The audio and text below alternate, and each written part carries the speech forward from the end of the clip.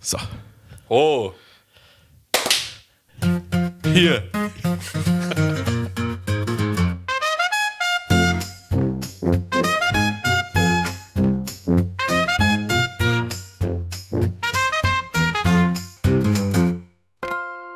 Podcaste.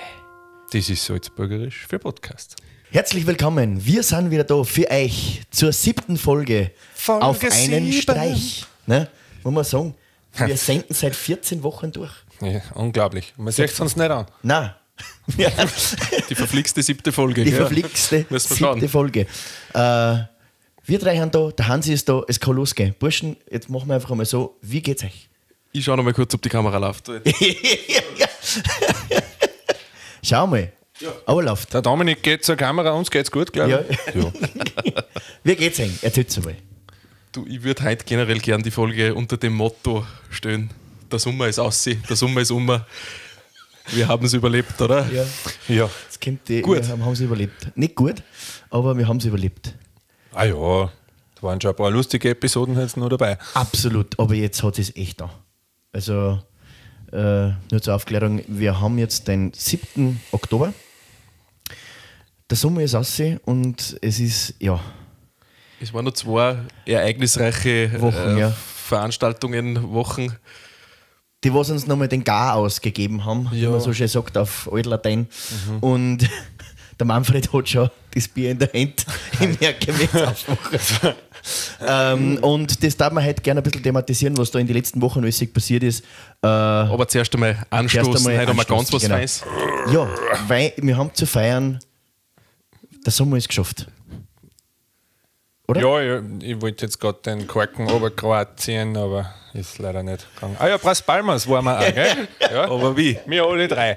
Jetzt Betriebsausflug. schenken wir ja. Jetzt schenken wir. Heute haben wir vom Biergut Wildhut Ist das Bier jetzt schon gut? eine Bio-Perlage. Perlage. Ja, schaumweinartige Kohlensäure. Es ist, glaube ich, ein ganz exotisches Bier. Eau Bouquet, nein, Eau Debüt, seidig golden mit fruchtwürzigem Riesling-Bouquet. Au Debüt. Ja. Nur der beste Tropfen auf so einen Ich schenke Sommer, jetzt würde ich einmal sagen, gell? Genau. Und es hat geheißen, den muss man aus Sektglaseln trinken. Darum haben wir extra Sektglasel. Wir haben ab jetzt auch Weingläser. Ich war nämlich beim Ikea heute.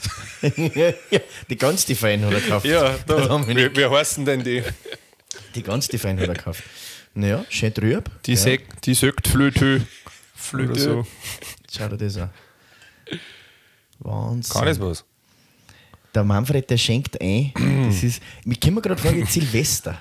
Ja, es auch ist hat man gerade so Spritzkerzen. ja, es ist gerade ein wenig so eine Silvester-Stimmung irgendwie, oder? Man muss auch dazu sagen, es ist ja So, es ist gerade 11:30, wo man sagt, der Zweiter, wir müssen raus, jetzt ist gleich 12. Und irgend 3 Hanseln gehen einfach nicht weiter. Und einer muss nur Spritzkerzen suchen in der Speise und, Ja, und genau. ein anderer möchte eigentlich nur Fernsehen. Ja, genau. Der möchte sich Mundl Dinner für vom Mundl anschauen. noch fertig anschauen. Dinner vor einen. Prost. Genau. The same prestigious every. Man muss aber auch dazu sagen, Prost, meine Herren. Prost einmal. Was das Der Gefühl, Geruch ist ein Wahnsinn. was das Gefühl bei mir zumindest sehr verstärkt ist, muss ich ein bisschen weiter ausholen. Es ist ja im Musikantenjahreskreis so, es ist Sommer und dann geht es ja gleich direkt weiter, gefühlsmäßig mit dem Advent. Und der Harry hat jetzt schon die ganze Wohnung mit Weihrauch zugenäht und das Ja. hat natürlich auch sehr was. Ich bin hergekommen und habe mir gedacht, Weihrauch, aber es war Weihrauch. Also es war dann ganz eine edle Sorte, hast du da ausgegraben. Was haben wir? Ein Dachsenweidach. Das war der erste, den was wir aufgelegt haben. Der Dominik hat nämlich einmal für Dachsen. Wie viel Kilo hast du gekauft? 3 Kilo. Also 2 Kilo Weihrauch gemischten und 1 Kilo Ja, genau. Styrax. Er hat da immer 2,5 Kilo daheim. Aber ein Pontifikal haben wir gekauft bei St. Peter im Stift. Und den finde ich sehr gut. Ist, glaube ich, erleichternd oder so. Steht oben. Den liege ich recht genau auf. Wir haben generell sehr Weihrauch-Liebhaber. Wir haben das schon gern. Gell, Dominik? Jetzt nach dem Sommer, weil es so Ja. wieder Ich glaube, ausreicht. du auch, Manfred, weil wir haben ja alle drei, ich glaube, das kommt davon, dass wir alle 3 Ministranten waren. Oder dass wir alle 3 in Kroatien waren. Und ein bisschen was zum Ausreichern haben noch jetzt. Die bösen Geister. Wir haben nur ein paar böse Geister zum Ausrechnen. So, ihr habt es ja gemerkt, oder ihr habt es vielleicht gesehen auf Instagram, wir waren auf Betriebsurlaub, wir waren alle 3 auf Las Palmas in Kroatien, in Krk, in Baška. Ja, Dominik, fang an. Wie war's für dich? vielleicht vorweg einmal, mir ist so gegangen, ich bin schon ein bisschen fertig in das Ganze eingegangen. Es waren irgendwie die Tage, Wochen davor ziemlich stressig, ziemlich viel unterwegs und ich habe mir für mich selber gedacht, das war mir jetzt wurscht, wenn ich da jetzt nicht dabei war, das Wochenende. Und dann ist noch dazu gekommen, also ich war mit der Wüderer Musik unterwegs, wir haben gespielt. Es ist noch dazu gekommen, dass wir in einer Fernsehdoku da halt dabei sein dürfen und dass da noch mit ins alle ein Filmteam mit gefahren ist. Und wir sind da mit dem Bus gefahren und es war aber noch überraschend. Also es war schon klar, dass es lustig wird, aber so lustig war es noch nie. Ich war jetzt echt schon ein paar Mal und es war einfach von bis hinten alles so lustig. Also es war mega. Der Bus ist uns dann noch eingegangen, was das Filmteam mit und ins geht der Bus, der Turbo, irgendwas, was wir sind da mit 80 den letzten Bieche. Da, wenn du dann schon auf der Insel bist, da ist dann die Zuhörerinnen und Zuhörer, was vielleicht auch dabei waren, sind ja auch einige, glaube ich, die wissen das, da geht so ein letzter Bieche auf, wo es halt schon nochmal steil ist. Gell? Und wir waren halt dann die da mit 80 auf und hinterbei halt schon 35 Wohnwagen und die war schon, weil du bei jeder Kurve siehst, hinten wieder so einen umstechen, aber nicht irgendwo überholen konnte. Und wir waren halt die was da eisern mit den 80 aufgefahren sind. Aber wir sind Gott sei Dank gut angekommen. Unten und dankenswerterweise vom Woodstock-Team der Bus wieder hergerichtet worden, wieder geflickt. Wir sind wieder gut heimgekommen, aber es war echt eine mega Veranstaltung. Das Wetter war mega. Die Stimmung einfach, ja, es war nur noch lustig, alles miteinander. Weil du gerade sagst, der Turbo eingegangen, das ist mir am Samstag passiert. Ja. Also, nur mal kurz abschweifen. Ich habe letzte Woche war ich in München auf der Wiesn für ein paar Tage und habe aber zwischendurch am Freitag bei der Eschenauer Tanzelmusik aushelfen dürfen, was immer sehr, sehr lustig ist, nämlich in Leogang und in Zell am See, genau. Und das ist gut, der Bedu. Zell am Und jedenfalls habe ich dann am nächsten Tag sehr früh wieder nach München fahren müssen, weil ich um 11 Uhr schon wieder im Zelt anfangen habe müssen und dann fahre ich auf die Autobahn auf und ich merke, ui, da geht irgendwas. Ja, genau. Und dann habe ich geschwitzt. Ich bin Gott sei Dank früh genug weggefahren. Aber über den ersten Berg rauf, da habe ich dann schon so angeschoben. Weißt du? Selber, wenn du im Auto sitzt, dann auch schon mal. Wie der Fred Feuerstein. Ja, genau, mit den Haxen habe ich schon so da. Und ich bin wirklich bergauf, bin ich mit der Warnblingung gefahren, weil da haben mich die Lastwagen überholt. Ja, ich muss runter und muss so spielen, aber es ist gut gegangen. Der Wagen ist jetzt gerade beim Herrichten. Danke an Patrick, an meinen Mechaniker des Vertrauens und sehr guter Freund. Dankeschön. Kurz ausschweifen. Manfred, Franz Balbers, wie war es für dich? Spannend. Ich habe ja bei einigen Partien aushilfsweise mitspielen dürfen, beziehungsweise auf Instrumente, die ich normalerweise bei den Partien nicht spiele. Das war generell lustig. Ich habe quasi jeden Tag irgendwas anderes gespielt. Gegipfelt hat das Ganze dann am Sonntag in ein glamouröses S-Trompettenspiel mit der Leitner-Gut-Tanzelmusik, was dann schon recht lustig war, weil Stimmen habe ich schon gar keine mehr gehabt. Irgendwie ab Freitag in der Früh. Augenlicht auch relativ wenig. Augenlicht war ja, es war sehr viel finster. Das Wetter war super, aber es war lange Strecken finster irgendwie. Wo du hoch warst quasi. Ja, genau. Nein, ich habe es eigentlich recht genossen. Mal wieder ein bisschen mehr spielen und wie gesagt, es war irgendwie alles ganz lustig, weil jeden Tag was anderes. Harald, wie ist dir gegangen mit der Stimme? Boah, ja, es war. Mir ist ähnlich gegangen wie dir, Dominik. Ich bin runtergefahren und habe mir gedacht, boah, also so 2-3 Tage davor beim Einpacken haben wir schon gedacht, das tut schon weh. Und es tut nicht mehr gut weh. Weißt? Und Darum hast du dann noch 2 Wochen Wiesn gespielt? Ja, es müsste halt viel nicht sein. Aber irgendwo musst du Geld verdienen, das hilft nicht. Ne? Und bin aber dann angefahren und wir haben jeden Tag 2-mal gespielt. Was mich richtig hergenommen hat, war das Partyboot. Das war einerseits voll geil, voll viele geile Leute rum und einfach Party und du fährst da raus. Man sieht zwar gar nichts, was du mit umschipperst, weil oberbei ist die Plane und du stehst halt irgendwie doch ein bisschen drüber wie beim Brautstein und du kannst irgendwo mal umfahren. An der Salzach war es genau das Gleiche. Aber, Machen wir mal ein Partyboot. Partyboot an der Partyboot Salzach. an der Stiegel, Partyboot. Oh, aber es ist schon richtig lustig. Aber es zieht die wirklich als Musikant von der so Körperlichkeit Vollgas aus. das zieht die aus. Nicht nur physisch, weil es so heiß ist. Nicht nur physisch, weil es so heiß ist, sondern halt wirklich, also es ist echt kräfteraubend. Das ist 2,5 Stunden und die Leute wollen halt 2,5 Stunden die Party und du hast aber nicht irgendwie eine Möglichkeit, dass du die Anlage auftust, sondern das geht mehr oder weniger am Plug. Du hast halt ein Mikrofon mit, das was uns dann mir sogar teilt haben. Manfred, dankenswerterweise hast du da so das agiert. Mikrofon und die Trompeten Gell? teilen. Ja. Genau, das war sehr, sehr, sehr löblich. Am Sie zweiten teilten Tag wirklich alles. habe ich dann 17.8. und das war schon sehr, sehr gut. Und nach dem zweiten Partyboot war ich eigentlich fertig gewesen, stimmlich wie körperlich. Dann haben wir auf die Nacht nochmal, Igeranka haben wir nochmal alle Kräfte zusammengepackt und haben nochmal Gas gegeben.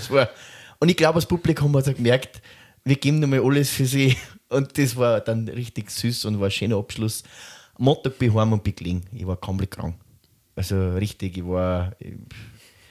habe alle Zustände wirklich gehabt und bin einmal 2 Tage richtig gelegen. Aber es war im Nachhinein sehr, sehr, sehr schön. Und ja, ich tat es immer wieder. Weil es echt geil ist.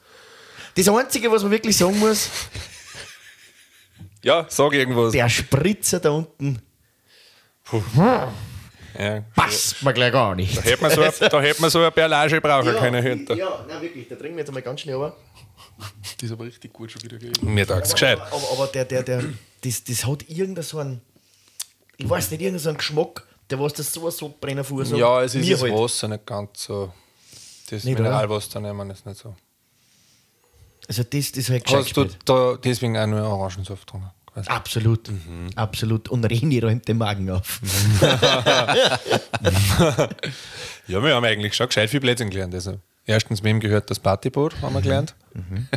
Und ich habe Erfahrungen gemacht, Da schreibt's in die Kommentare, wem das wem Partyboot das gehört. Partyboot gehört. Wem gehört das Partyboot? Und ich habe eine ganz arge Begegnung gehabt. Das war quasi eine Begegnung der dritten Art mit einer Ex-Ente. Die habe ich auch gehabt. Ja. Was ist das? Das habe ich Gott sei Dank nicht gehabt, wenn es schon so schaut. Ja, ich weiß jetzt gar nicht, wer den Blödsinn angefangen hat, aber Shoutout an den Haringer Simon und an die Riedel Margareta. Irgendeiner von euch zwei war das. Danke. Ja, hat weh da. Nein, das ist quasi so eine kleine Ente und bald er die in dein Drangel reinhupft, muss es ausdrängen. Die Ex-Ente. Neues Trinkspiel. Aber man darf es dann quasi weitergeben, wie sie Genau, verstanden man darf es haben, dann weitergeben. Das war eigentlich da auch gar nicht. Ja? Boah, hör auf, hör auf. Apropos Trinkspiele. Was waren so eigene Trinkspiele beim Fortgehen? Du am Saffer. Was? Sag. Weiter. Du tut's ja. Boah, du hast mich schnell gefragt. Mir fällt jetzt gerade auch auf die schnelle keins ein. Manfred, Naja. fangen wir mal an. Oder? Grüße gehen hinaus an die Moos-Wiesner Tanzelmusi. Buffalo. Heint noch, wenn du bei denen aushilfst. ja. Ich weiß nicht, kennst du das? Ja. Man darf halt quasi nur immer mit links trinken. Und wenn man erwischt wird, dass man mit rechts trinkt und ich sage einer Buffalo und sieht ihn, dann musst du das halt auch auf Ex austrinken. Und das, da merkt du wieder mal, dass der Mensch ein Gewohnheitstier ist, weil ich jetzt mal wieder, und wenn es dich dann 2-3 Mal erwischt hat, dann ist es sowieso um mich. Es ist wie wenn du mit Diaga gehst. Die Saufhälle nicht mit links. Buffalo. Ja, Buffalo. aber geben sie den nicht auch mit links? Trampeln, Weidmannsheil? Diaga? Wow, das ist jetzt Haben wir keinen Jäger dabei? gefährliches Jagdwissen. Kannst du das bitte wer beantworten, warum die Jäger mit links saufen? Mein Bruder ist Jäger. Boah, jetzt. Dein Bruder ist auch Jäger. Meine zwei Brüder sind Jäger. Meiner. Hey, Deine ist auch Jäger. Ja. Unsere ganzen Brüder sind Jäger. Ja, dann werde ich. die Jäger, du. Wir hören uns ja wieder die Jägergeschichten an. Buffalo. Manfred, bitte. Was Du am war das? Saufen. Ja. Ja, ich hätte nur ein Zimmerroulette, das ist auch recht lustig. Ja, Nein, das bleiben wir erklärst mal uns jetzt beides. Nein. Der Krimmscher. So viel Zeit muss wieder sein. da ist wieder. So viel Zeit muss sein. Ich So. bin immer noch. Bei uns hat es im Ort ein ganz formidables Ah, ja, geht sich aus. einen Kirchenwirt gibt es da. Und da haben wir sich irgendwie einen Turm bestellt. Da hat es, glaube ich, sogar dann schon einen fixen Preis gegeben. Und da war irgendwie, ich glaube, angefangen hat es ein Seil und dann eine Bierdecke und dann ein Spritzer und dann nur eine Bierdecke und dann ein Bacardi Cola und nur eine Bierdecke und ein Stamperl und oben drauf dann ein Chick und dann hast du halt, glaube ich, gewürfelt oder Karten gekommen und je nachdem, wenn du einen Sechser gewürfelt hast oder wenn bestimmte Karten gekommen worden ist, dann hast du halt das nehmen müssen. Und es ist irgendwie gegangen, du musst halt ausgesoffen haben. Weißt du, was ich meine? Nein. Du würfelst und da sitzt du im Gras und in der Mitte steht halt der blöde Turm. Und dann fängst du an. Der Erste, was einen Sechser hat, muss einmal die Chick anfangen zum Racken. Und dann wird weitergewürfelt und der Nächste hat halt ein Plattel Bier, das ist quasi wie der Placebo. Und dann ist Bacardi Cola und bis du halt unten bist. Und am Schluss kann es halt passieren, wenn es blöd hergeht, dass der eine Den ganzen Dass Turm einer dass alles. einer gerade nur ein Chick zusammenrachen muss, wenn es ganz schnell geht und der andere muss halt Seil ausdringen. Okay. Der, was als letztes fertig wird, quasi mit dem, was er da erwischt hat, der muss den nächsten Turm zahlen. Boah, Genial. Ist das unmenschlich. Nein, es ist ein Gesellschaftsspiel. Nein, ist absolut. Man kann ja mit einem anderen Turm einbauen, machst du mit einem Kakao und was weiß ich, aber es war eigentlich super. Hab ich nicht Milchkeks. gespielt. Wirtshauskult. Nein, kenn ich gar nicht. Haben Hab wir ich auch mal. Ja, nicht Nussini war, glaube ich, auch hinten mal dabei oder so ein Backel Mannerwaffel. Die Mannerwaffel, die was bei den alten Wirt, die haben wieder so kennst du bei den alten Wirt die Stellage, da wo immer so kleine Backen Erdnüssen drin waren, Mannerwaffel, ein Maß und ein Twix, glaube ich, oder so. Und alles um 1 Euro. Ja, alles um 1 Euro. Nein, und die Colaflaschen um 1 Cent, was in der Butten da, wo ist vom ganzen Dorf die kleinen Kinder mit den Rutzfängern reingegriffen haben und sie die Colaflaschen um 10 Cent. Ja, Geil! Wahnsinn. Oder das Esspapier, das hat es früher bei uns beim Kaugummi Zigaretten. Center Großes Shocks. Kino, ganz großes Kino. Center Shocks. Kaugummi-Zigaretten. Und Schokoladenzigaretten. Hat es auch mal gegeben. Schokochick.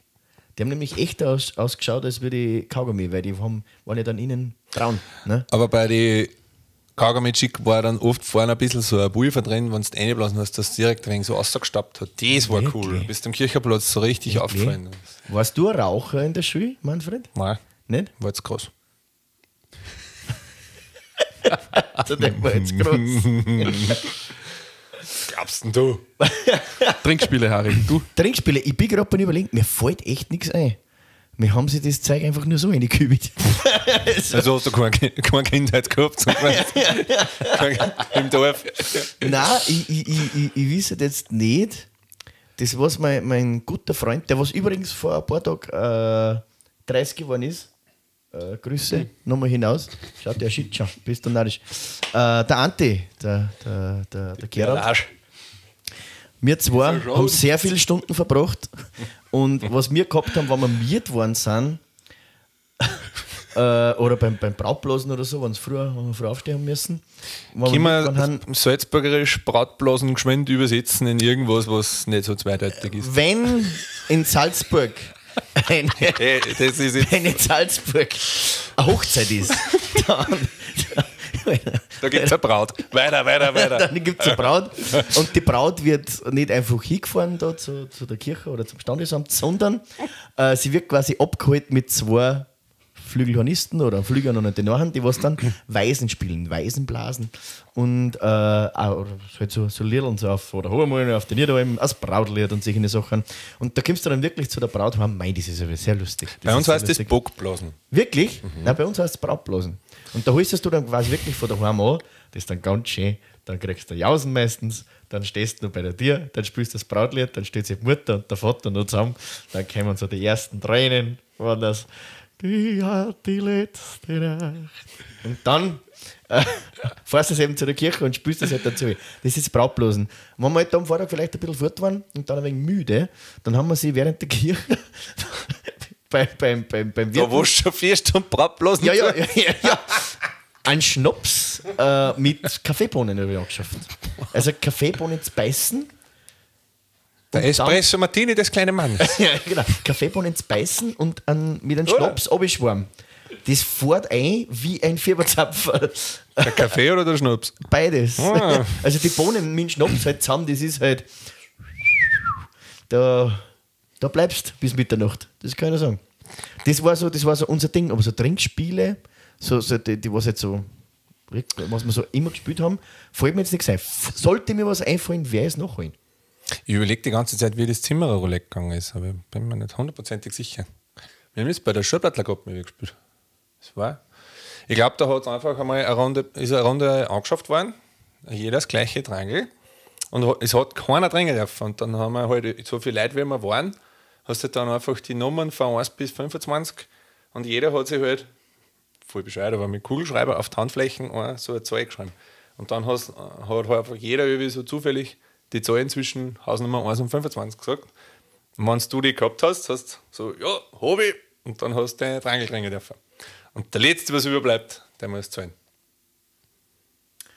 Sollte, wenn diese Geschichte wahr ist. Bei uns war es halbe Zeit, kalt, 3-4 Jahre, was wüssten die? Oder haben wir sie hier in die Irre geführt? Ihr Jonathan Frakes. Schreibt uns eigene besten Trinkspiele, oder? Apropos schreiben, ich glaube, wir werden was einrichten. Wir werden eine E-Mail-Adresse einrichten, oder? Eine E-Mail-Adresse? Oder was richten wir ein? Irgendwas, was wir uns schreiben können. Na, wir haben eine Einsendung gekriegt und zwar darf irgendwer uns gern was zuschicken, was wir noch gemeinsam irgendwie auspacken. Ja, genau. Ich glaube allerdings, dass das ein Vorwand war. Ich glaube, das ist der gleiche, der was da in der alten Wohnung beim Fenster hergeschaut hat. Ja, glaube ich halt. Aber wir werden jetzt da was überlegen. Vielleicht, wenn das lustig war, dass wir da irgendwie was, aber ich weiß nicht. Also, Ich glaube, die möchten einfach nur unsere Adresse haben. Ich glaube auch, aber das sagen wir nicht. Gell? Knigel ist schon. Sie kriegen sie nicht. Ich traue mir so schon einmal raus.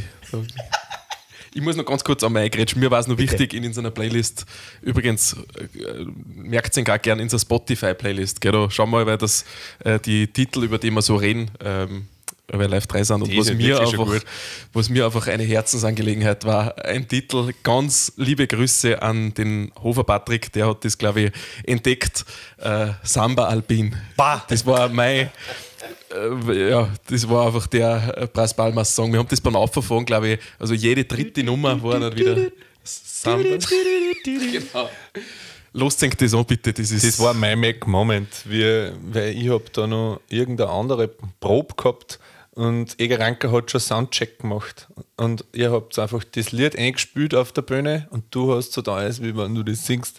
Und ich habe so ein kurzes Video, haben sie in die Eger Ranker Gruppen geschickt und ich bin dann von der Probe raus und so umgekirscht zu der Bühne hin und habe so, die machen schon einen Soundcheck und dann singt er einfach das Lied. Ich hab's nicht mehr gepackt. Nein, das war Dings an einem Morgen im April war das.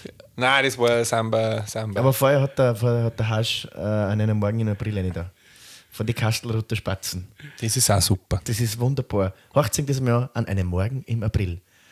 Auf einmal war die Amsel still. Hört es euch einmal an.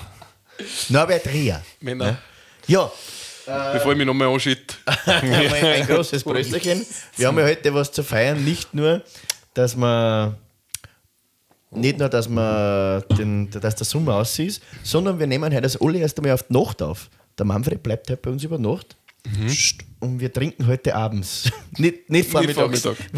Wir haben aufgestiegen von den Vormittagstrinkern zum Abendstrinkern. Aber wohlgemerkt noch getan. Darum ist er heute so gut drauf, der Manfred. Gell? Also, ganz. Oder Ausgang heute. Ich bin auch gut drunter. Wir müssen nur aufpassen und zwar, wir haben einen sehr netten Nachbarn, den Walter, der wohnt unter uns. Wir nennen ihn Walter. Ja, genau. Wir wissen gesagt, nicht, wie Walter heißt. Nein. Der Nachname ist Hausfair. Ja.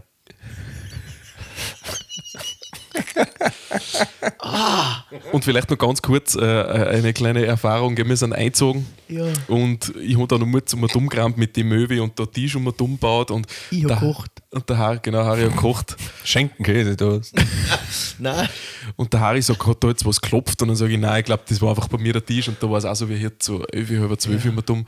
Und dann hat es aber nochmal geklopft und dann habe ich rausgeschaut und da ist der Walter so vor der Tür ausgestanden und hat gesagt, ob wir wahnsinnig sind. Er wollte schon die Polizei anrufen, weil es da so zugeht bei uns und was weiß ich.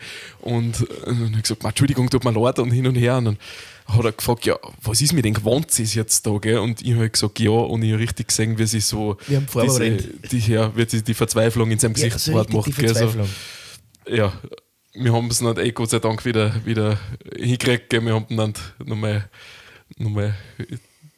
zur Wiedergutmachung aufgesucht gell, unten und jetzt sind wir wieder gut. Und wir wollen es jetzt nicht auf ein verscherzen. Trinkspiel. Ja, auf einen Turm. Der gute Mann, der weißt du, der geht mit seinem Einkaufswagen oder da geht er einmal am Tag runter. Das ist aber geil. Ja. Drum, Essklarinetten gibt es heute keine, sondern Nein, Bass. wir haben halt ganz Etwas gediegen. Besinnliches. Weil sonst kommt der Wald auf. Was wünschst du denn? Bleiben wir besinnlich, hast du was? Ja, Schon so. irgendwas was zum Sektbier oder Biersekt oder zur Perlage.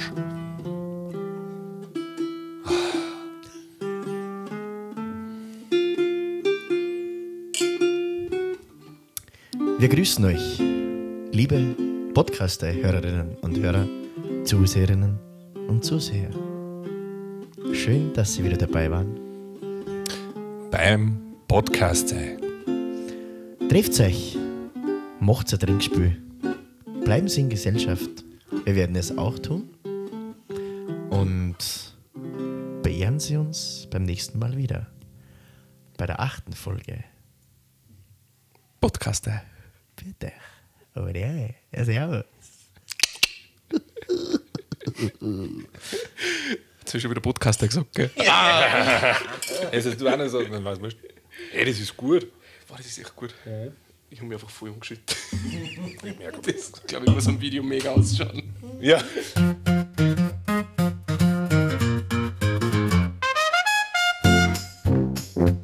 Podcast. Das ist Salzburger für Podcast.